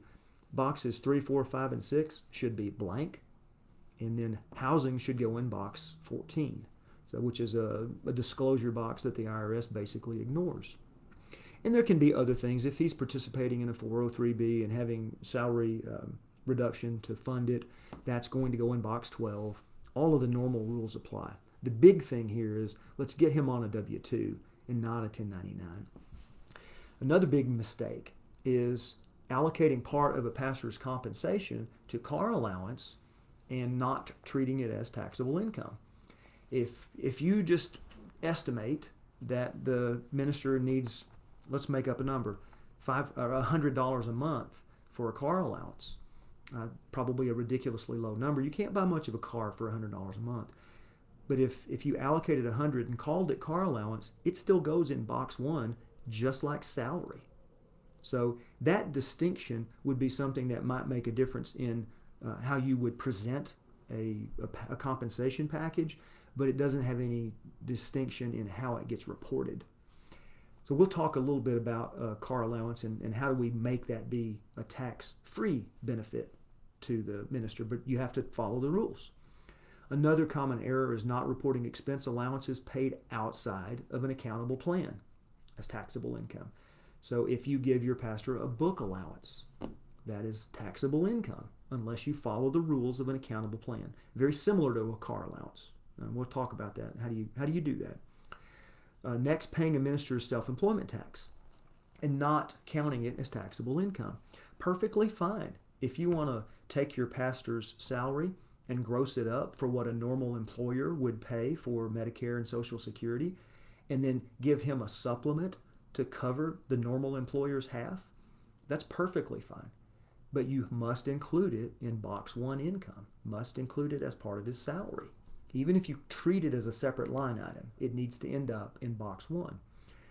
Next, treating an employee as both a minister and a non-minister employee, which causes some conflict. When you treat them as a non-minister, you're withholding Social Security and Medicare. When you treat them as a minister, you're not. And then you're putting a housing allowance in box 14. That should never happen. We should never have items in boxes 3, 4, 5, and 6. If there's items there, then there should not be housing allowance in box 14. Those are conflicting. Should never be done that way. Last one, paying a nursery worker or a staff musician as a contractor instead of as an employee. And I kind of touched on that earlier. It comes down to the factors we've talked about. Control, training, providing equipment and materials. There's those factors that are on the previous slide. Other common errors, paying an employee's individual health insurance policy outside of a kashera. You can fund it. I mean, you can do it, but you have to include the income in box 1. And it's better to just give the minister the income and let him or her pay it directly. And just take the church out of that equation. Paying an employee's health sharing ministry premiums. Jerry mentioned this earlier. Health sharing ministries are not recognized as health insurance by the IRS. So if you withhold money from a minister's paycheck or any employee's paycheck and then send it in on their behalf to an HSA, or a health sharing ministry, not an HSA, then that needs to be reported as income. It's not wrong, it's just got to be reported as income. Next, funding an employee's personal IRA and excluding it from taxable income. These two are the same. It's not illegal to withhold and remit to a personal IRA, but it is illegal to do that and not report the income in box 1. And since it's a personal IRA, the strong recommendation is that you not get involved in that transaction.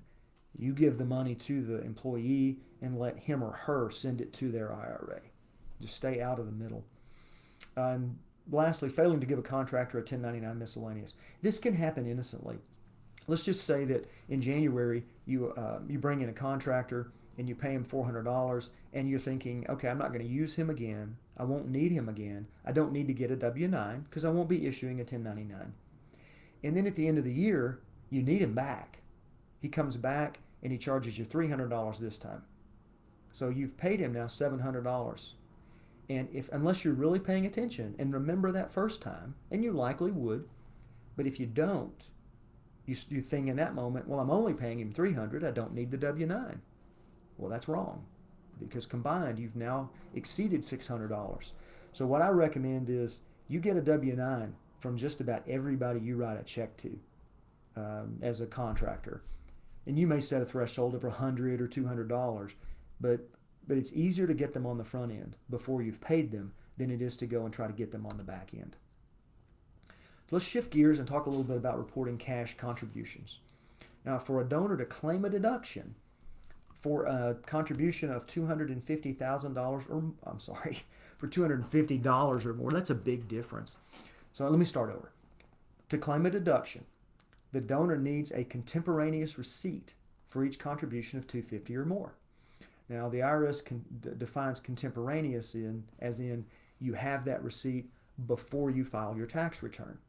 So if the donor files his or her tax return on March 31st, they must have that receipt from the church acknowledging the donation by March 31st. And the IRS has proven very, very unwilling to bend on this. Matter of fact, I have not seen a case where they've bent on it. If you get audited and you don't have that receipt, they will not allow you to go to the church and get a receipt. You have to have it before you file your tax return, or they will deny that deduction. So contemporaneous in this case includes a year-end contribution letter, as long as you have it before you file your tax return. And note that this means that you can't just lump all contributions together for the year, especially those that are $250 or more individually. You have to show them separately. And I believe you're doing your donors a disservice if you don't list all of their donations separately. That's the easiest approach. Get some software that will help you do that. List them all separately, print out appropriate letters, and provide them the good information. Now, every contribution receipt must identify if the contributor received anything of value besides intangible religious benefits. So you need to put a blurb like this: unless otherwise noted, you did not receive any goods or services in connection with these contributions other than intangible religious benefits. We recommend you put that verbiage or similar on your contribution statements to note that the donor didn't get any benefit other than intangible religious benefits. Now, if the donor did get a benefit, you need to net that out of their contribution.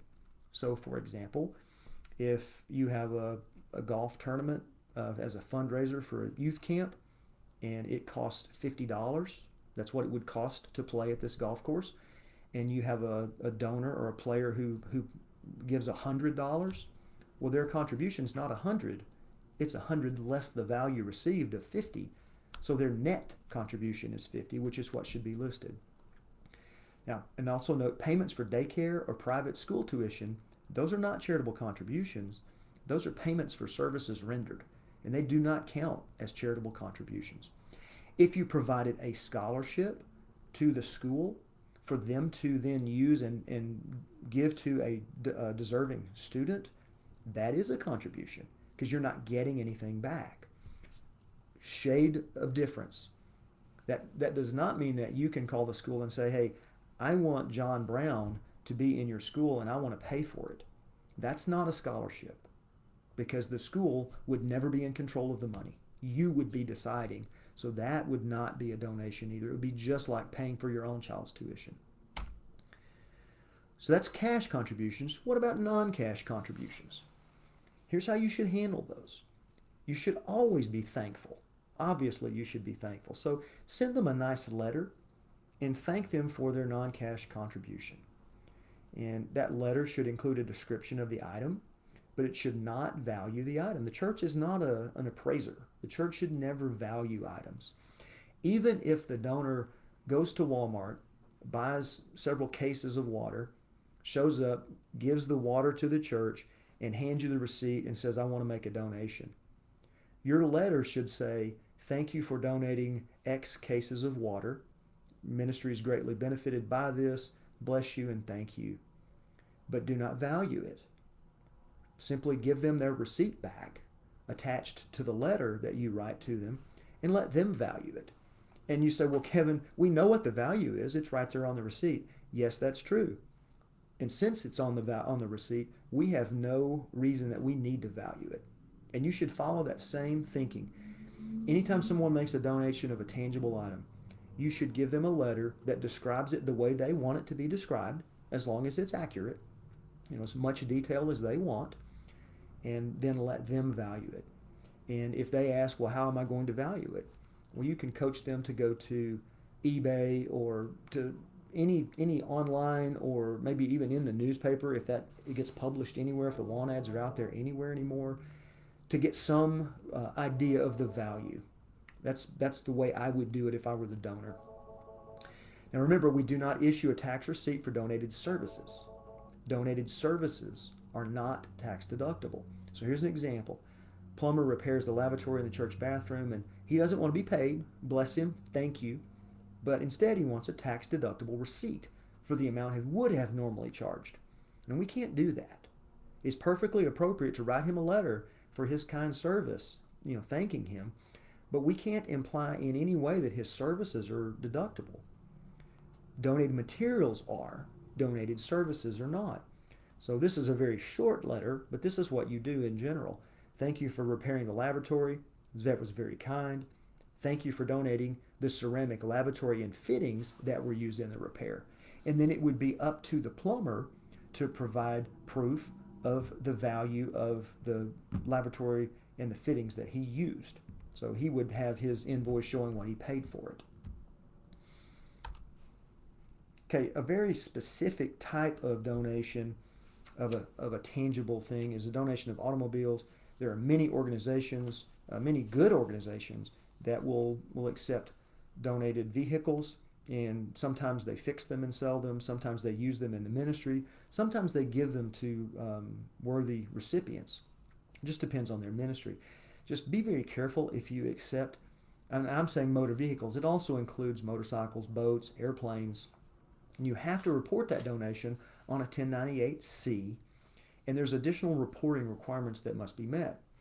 You must indicate if the vehicle is sold, will the vehicle be used by the church, or will the vehicle be transferred to a needy person? And there's also other information. You have to put the VIN number and the details of the vehicle, and then you do provide that back to the donor. And if it's less than $500, you will just mark the box that it's less than $500. And you will put a value on this. So and that value would be if you sell it, there's your value. Just know that there are particular reporting requirements for accepting automobiles, motorcycles, boats, airplanes. And I'm not trying to give you all of the details there. Just pay attention and get some help from a local person if you have questions when you start completing the 1098-C. 501c3 tax exempt status. Now, I will publish this. I'll send it to the Facebook page sometime in the next few minutes. I downloaded a PDF from the IRS's website that clearly states what I'm going to say here in a second. If you are a church, you are automatically exempt under Section 501c3. It's automatic. You do not have to apply for exemption if you are a church. So what does all that mean? In 501c3 organizations in general, they're organized for charitable, religious, or education purposes. Churches are a subset of this. There are other organizations that are 501c3s. 501c3s are eligible to receive tax-deductible contributions, and in general, subject to our annual IRS filing requirements.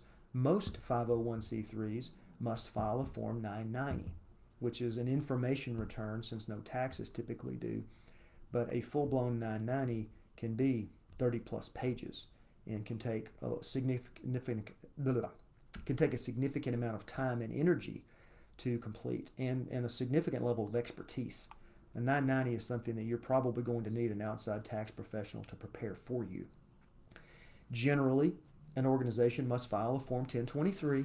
This is an application to be recognized by the IRS as a 501c3, and the rules say that you have 27 months after formation to ask for that determination letter. And that the IRS sends what's known as a determination letter when it grants your exemption.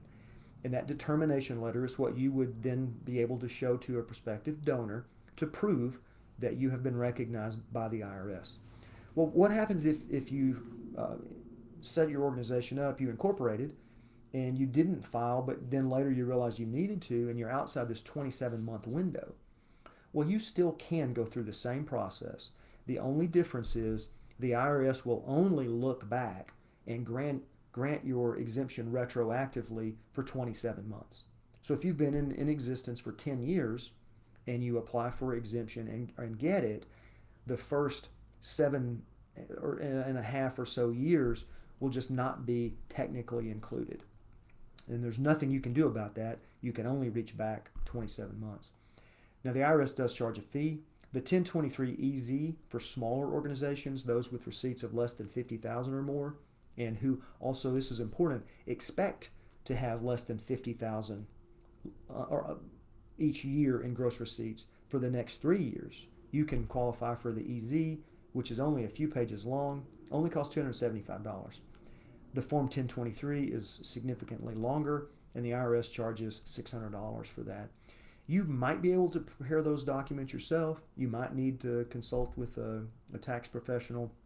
But in any case, that's something that you need to think about if you want to become a 501c3 in the eyes of the IRS directly. But since you're automatic, if you're a real church, you really don't need to do this. You don't need to go through this process. You're not required to file a Form 1023. Now, if your church encounters a situation where you must prove that you're a 501c3, this is the part where you may have to go through the process. You might have to. And one example that I'm aware of, if you have employees that work for a corporation that provides matching gifts, if you're not recognized directly as a nonprofit and you don't have an exemption letter, they won't let you participate in the program. So it might behoove you to do one of two things. File for an exemption using that Form 1023. Actually, you're not filing for exemption. That's incorrect. You're filing for recognition of your exemption.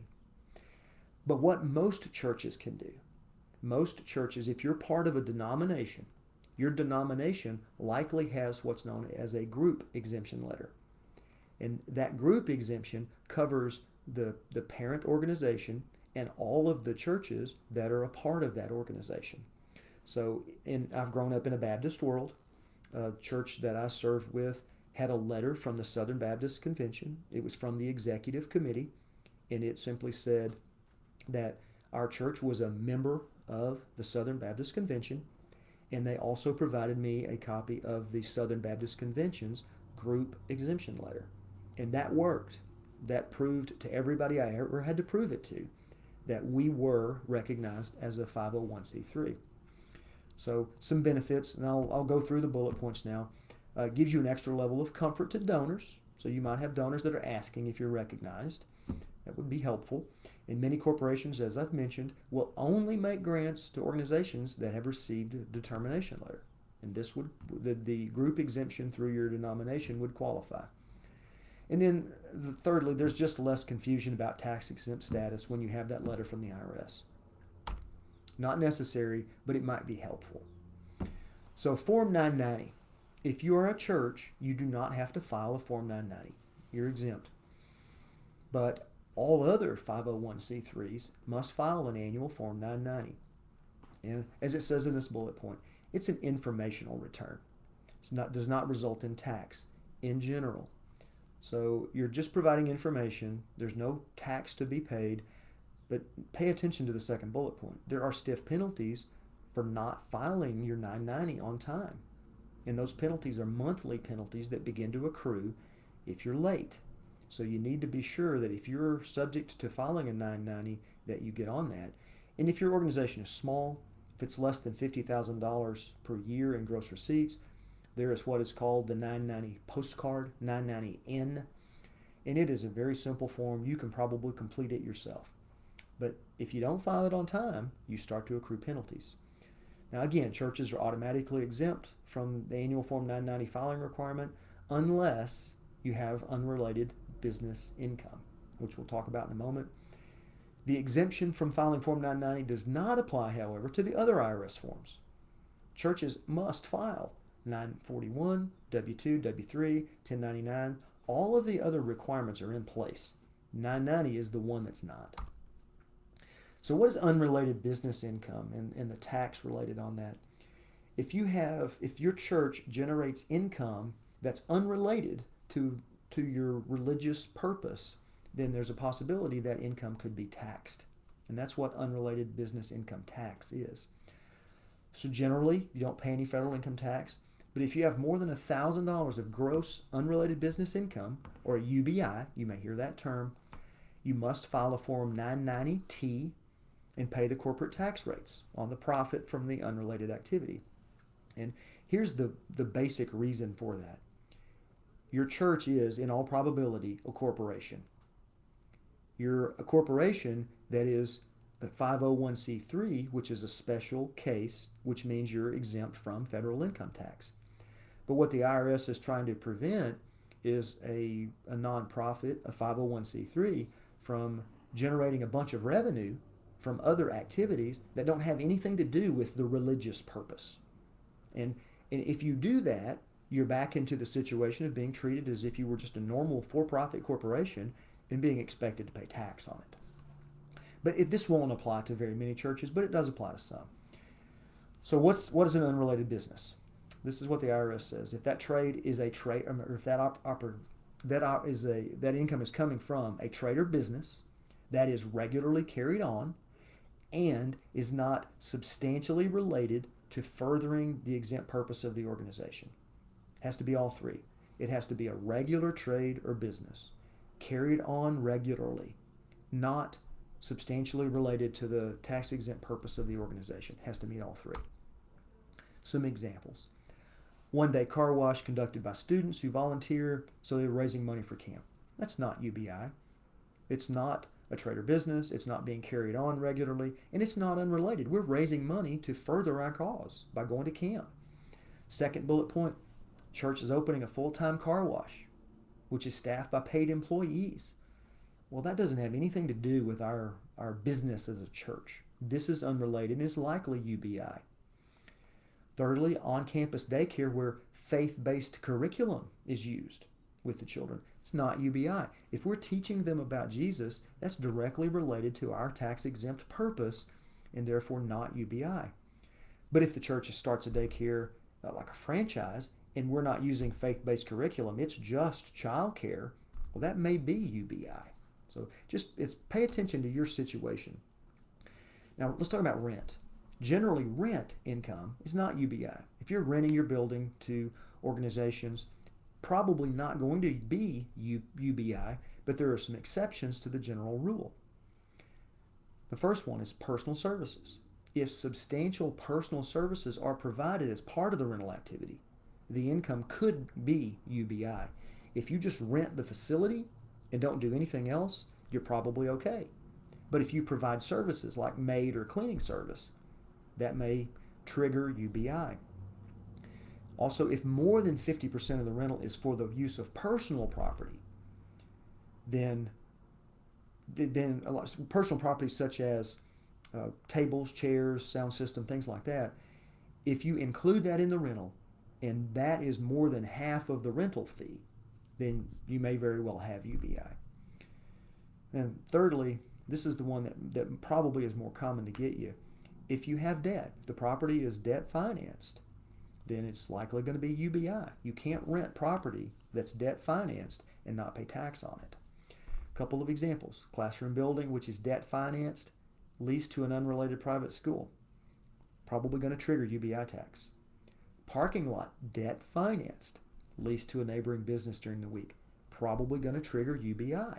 So just pay attention if you have anything like that and consult the appropriate professionals. Fund accounting. I'm going to fly through this and we're about out of time. Now, fund accounting is different from for-profit accounting because the organization's money may be restricted for specific purposes.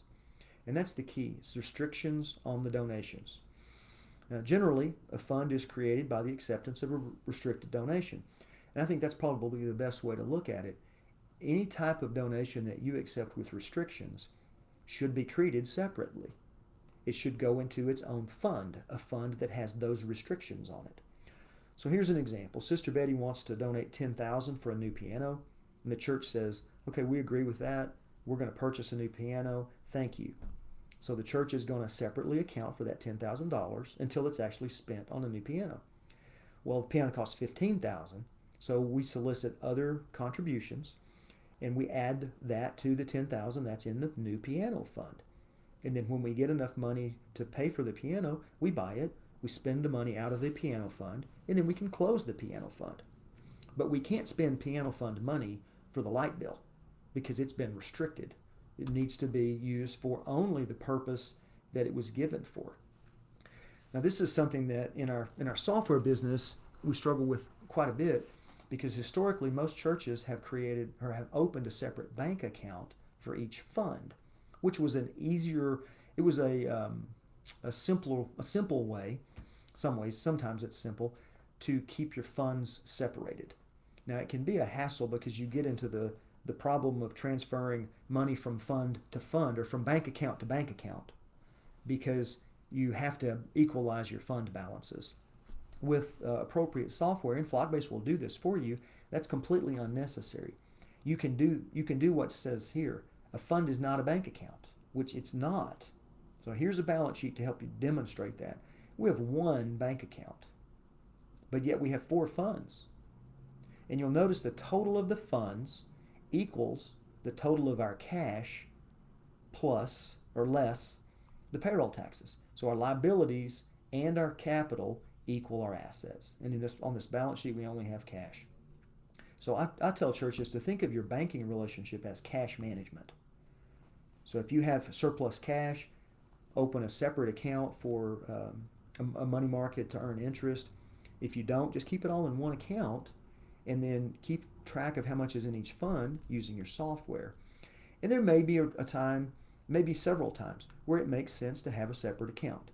If you're raising money for a building, maybe you should go to the bank, open a separate banking account, and segregate the funds, put your building fund in a separate bank account.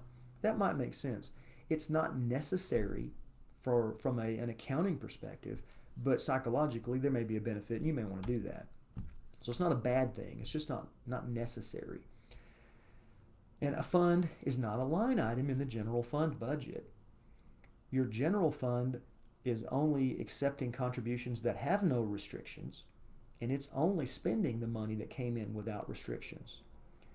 Anything that comes in with restrictions goes into a designated fund, and as that money is spent, it must be charged against that fund, not the general fund. So a church may have a youth fund and a budget line item called youth department expense, and that's perfectly fine. The youth fund is used to track designated contributions into the fund and then disbursements made from those. The youth department expense that's in the general fund budget, that line item is used to account for the amount that's allocated to youth department from the general fund.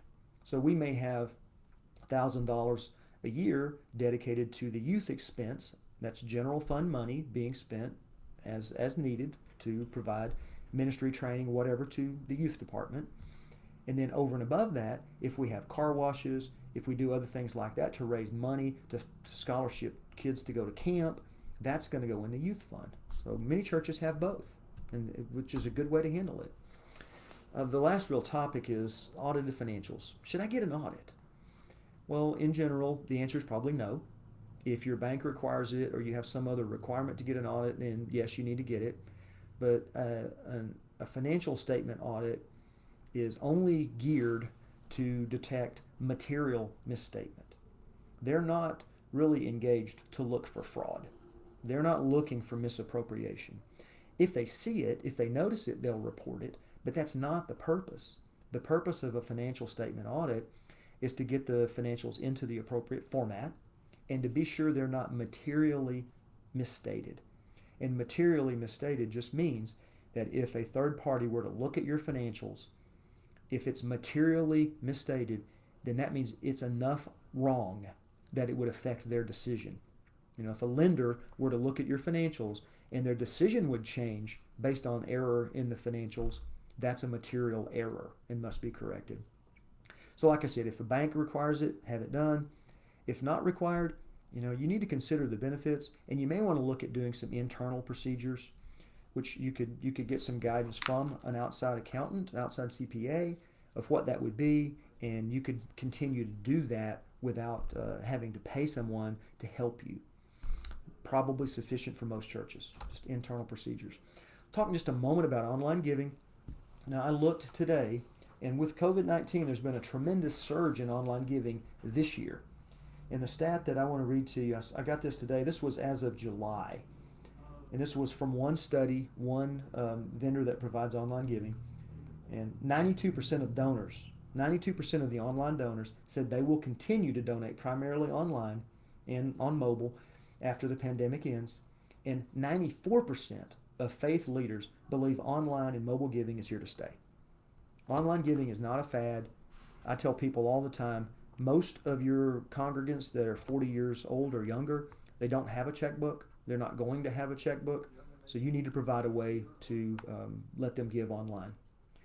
And I also tell churches all the time, if you don't do online giving in the next 10 years, you'll either be gone or you'll start doing online giving. Now, FlockBase, the software that is sponsoring this, the software company that Jerry and I own together, we offer a product, a cloud-based software that has online giving. And whether you use FlockBase or use something else, it's very important for you to pay attention to the discount rate you're paying, other fees. We believe that we have a fabulous software, and we believe that Forte Payment Systems, the processor that we have chosen to use for our software, does the best deal out there.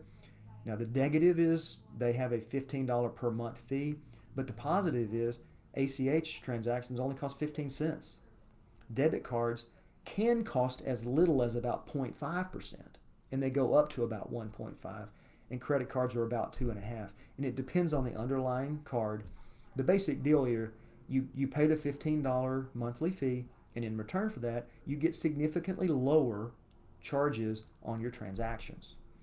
And you can take a look at these other stats here. Online giving is increasing. It increased dramatically this year with COVID because many churches were not required to meet or not allowed to meet in person. Online giving is getting more and more important. Now, I'm going to leave you with just another quick glimpse. Jerry showed this to you earlier. This is the software that we offer. It comes in a desktop version. It also comes in a cloud version. If you will go to flockbase.com and look at pricing, or you can just scroll to the bottom of the home page, you will see it, and it defaults to showing you cloud, but if you click on the desktop tab, it will show you that desktop pricing. And we have done everything we can to provide software that will perform all of the tasks you need in a terrific way. And we have tried to do that at the lowest possible price. And Jerry and I believe that we have the best accounting software out there. And our membership management software is excellent as well. I think the only thing that we don't offer that many of the higher end services do, we don't have every feature that you might find. But we do have every feature that you really need. And it's at a very affordable price. So if you're interested at all in software, go to our website, and about in the middle of our homepage, you'll scroll down, and somewhere in the middle of it, you'll see a box. You can enter your email in that box, click the button, and you will immediately get an email for a free 2-week trial. No obligation. All we are asking for at that point is your email. We're not going to contact you. Totally for you to take a look at it. And just to make it as clear as I can, that trial is of the cloud, but the cloud software is identical to the desktop, other than the fact that you can't do online giving on the desktop and their features are different, but the look and feel is all the same. So, and here's our disclaimer. This is for information purposes only. You should consult your own professionals for the details of your situation. Now, Jerry is here. Do we have some questions that we need to answer, Jerry? Well, just a couple of questions. One, you commented about the post that you were going to make about the tax exemption for churches, and that we do have that posted out there. The link is there. A couple of good questions that I'll share with folks. What if a minister only gets a housing allowance? So, their total package, they designate it as housing allowance. Do they need to get a W-2 in that situation? So the answer is they don't absolutely have to have a W-2 in that situation. You could get by with simply a housing allowance letter, which is a very simple letter that says, dear pastor, you were paid X dollars for housing allowance during 2020. Signed by the church treasurer on church letterhead, and that's just fine. Doesn't even go to the IRS. Because the IRS basically doesn't want to be told the amount of a housing allowance by the church. Now, the minister will deal with the housing allowance on their personal return, but from a church level, you do not have to issue a W-2 for just housing allowance. If you wanted to put it in a W-2 and put it in box 14, that is acceptable. There's nothing wrong with that. It's not required. Really doesn't do any good. So, you can do it if you want to, but it's definitely not required. And we wouldn't even really recommend it. If you only paid housing allowance, we believe the housing allowance letter is completely sufficient. It provides the information that the minister needs, and the IRS didn't want that information anyway. And then one other question was about on the minister's housing allowance, is it totally tax-free? And we did talk about this, and it's in the slides. And of course, the slides are available on our Facebook page, so you can download the slides. But the answer is the minister housing allowance is not subject to income tax, but which is also known as Social Security and Medicare. So I think that's really all the questions, Kevin. Okay, Jerry, thank you so much. Thank you for being here today. Sometime in the next day or so, we should get this video out there on YouTube. So if you want to tell your friends about it, we would love for you to recommend it.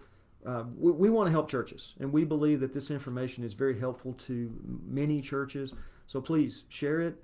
And like I mentioned, if you're interested in software at all, check it out, flockbase.com, do the free trial, and we will look forward to seeing you again sometime soon. Although we